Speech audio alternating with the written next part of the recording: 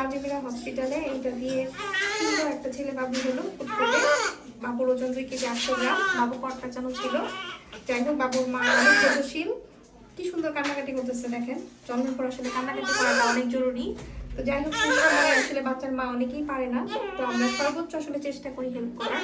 ওনাকেও সর্বোচ্চ হেল্প করা হয়েছে, কোনো সাইড কাটতে হয়নি। আপনারা অনেকেই জিজ্ঞেস করেন আমরা সাইড কাটি কিনা, আমরা কিন্তু সাইড কাটি না। কাজেই যে যেখানে আছেন সেখান থেকে নর্মাল ডেলিভারির চেষ্টা করবেন, আর আমাদের হসপিটালের জন্য বেশি বেশি করে দোয়া করবেন। আর সবাইকে সাহস করতে হবে, সাহস না করলে কখনোই নর্মাল ডেলিভারি সম্ভব না।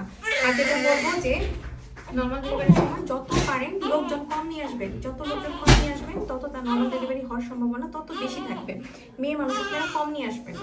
কারণ আজকেও একটা পেশেন্ট হচ্ছে ওনার কিন্তু হয়েই যেত একদম লাস্ট মোমেন্টে, কিন্তু ওই সময় মনে হয় উনি ডিসিশন নিয়েছে সিজার করতে।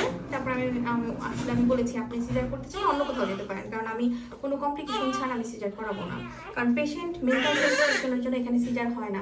যদি আপনারা ব্যথা সহ্য করতে না পারেন সেক্ষেত্রে ইপিডুরালে যান, তখন আপনারা পেইনলেস ডেলিভারি করেন। এখানে তো পেইনলেস ডেলিভারিও হয়, তো আপনারা পেইনলেস ডেলিভারি অপশনে কিন্তু যেতে পারেন। সিজারের থেকে তো পেইনলেস ডেলিভারি অনেক ভালো। পেইনলেস ডেলিভারি তো ওরকম কোনো সাইড এফেক্ট নেই। যারা ব্যথা সহ্য করতে পারবেন না তারা পেইনলেস ডেলিভারি অপশনে যেতে পারেন। তো যাই হোক, বাবু কান্না করছে, বাবুকে দিয়ে দিব এখন। ভালো থাকেন, সুস্থ থাকেন, আল্লাহ হাফেজ, আসসালামু আলাইকুম।